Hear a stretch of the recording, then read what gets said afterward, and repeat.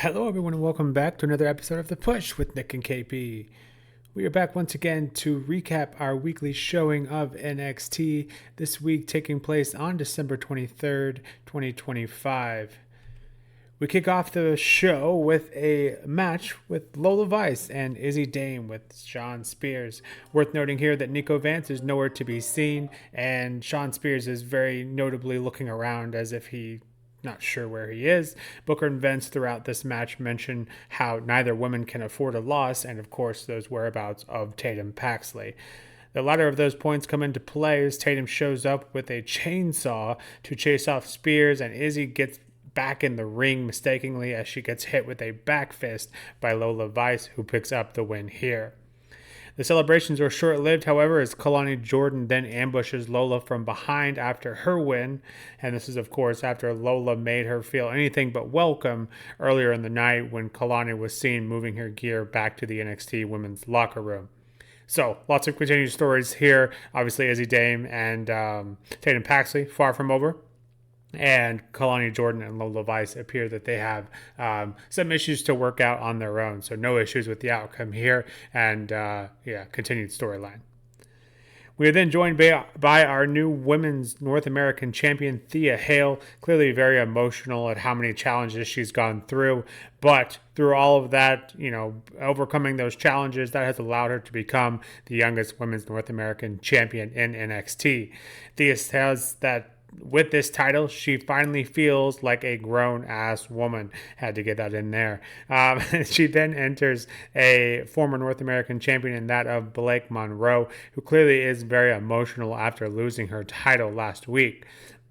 Blake demands her rematch, of course, and although hesitant, Thea does accept, and we will see that rematch at New Year's Evil. So, all signs pointed to that being a botch ending last week, but regardless, NXT, props to them. And Thea Hale, we're going to run with it and see what we can make of it. And, it'll be interesting to see if Blake does get that title back at New Year's Evil. We then get into a speed tournament, first round match with Eli Knight of Evolve going up against Tavion Heights in a first round of a speeds men's tournament. So I know KP and I have some mixed feelings on these matchups, these speed matchups, but one thing I don't think can be argued is that this match didn't waste any time, and although only 2 minutes long, Eli Knight certainly made an impression on me. But on this occasion, it is Tavion who advances, but does show some respect towards Knight. So only to have 2 minutes and be able to make an impression like Eli Knight did here, I think is certainly something to be said about that. Certainly some innovative offense shown in those 2 minutes.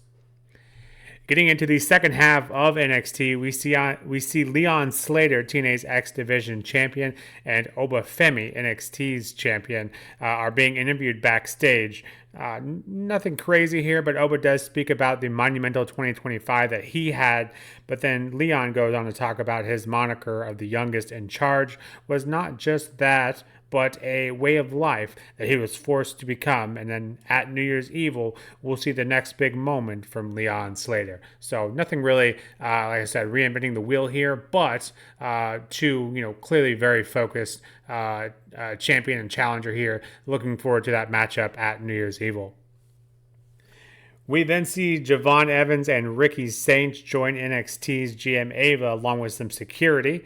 The two go back and forth about which of them can talk the talk and walk the walk, but Javon clearly gets the better of this one, at least in my opinion, as Javon's accolades mentioned far outweighs Ricky, at least of those that happened in WWE. Of course, that NXT championship did not come into play or were mentioned here, so perhaps by design. Ava announces that these two can settle their differences next week in the ring.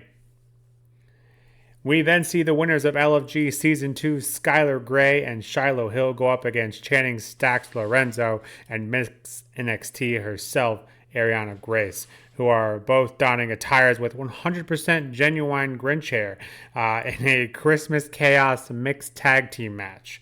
So this match was absolutely named correctly. We have Christmas gifts, keyboards, bowling balls, a removed tooth, Christmas trees, sugar cookies, and candy canes.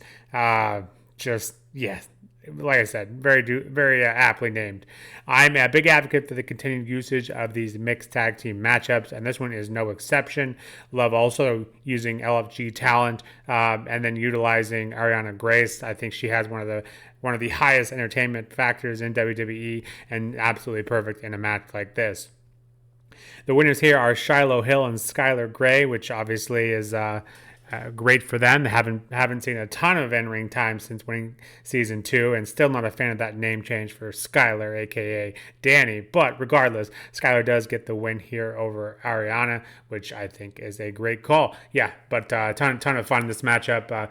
Nothing to take too seriously, but just considering the time of year, just a kind of a great stipulation to add there. I thought this one was a ton of fun. The right team wins.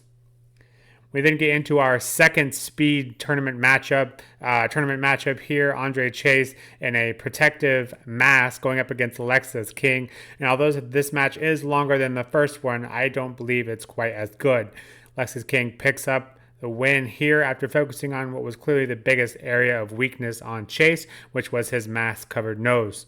Alexis will then face Tavion Heights next week to determine who will face Jasper Troy for that men's speed championship. We then get into the main event, which has Sol Ruca going up against Chelsea Green. Of course, Chelsea Green accompanied by Alba Fire and Ethan Chase. And of course, Sol Ruca accompanied by Zarya going up against for that women's U.S. championship. Chelsea Green takes full advantage of the numbers game here. The man who Ethan faces next week, and that of Moose, tried to help even the odds here, but Alba Fire then helps Chelsea land the unprettier and still the women's U.S. champion, Chelsea Green. However, they do get the win here, but do not get the last laugh, as after the match, Zarya spears both Alba and Chelsea, and then Sol hits them with that double Sol snatcher. So yeah, pretty chaotic main event there, but it felt like maybe since it was the main event, maybe Sol would actually have a chance there, but just two women just absolutely on top of their game, and Chelsea Green and Sol Ruca. That unfortunately someone did have to lose, and on this occasion was Sol Ruca. But yeah, I don't think we're quite done here with the way that one ended. I imagine Sol and Zarya will look for some revenge here soon enough. But yeah, overall, I thought this was a pretty good NXT. One of my favorite things about NXT is they never waste any time, and absolutely everything means something, whether it be a promo, a match, etc.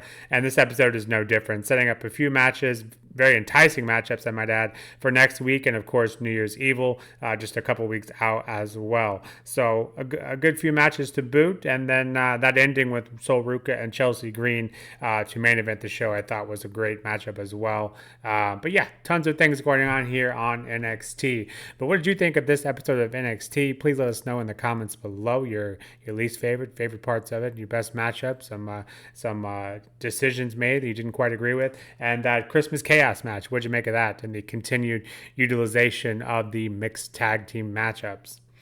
Until next time, we'll continue to work on the Raw, NXT, and SmackDown recaps over the holiday season, along with that WrestleMania project. But until next time, this has been The Push with Nick and KP. We'll see you soon. Take care.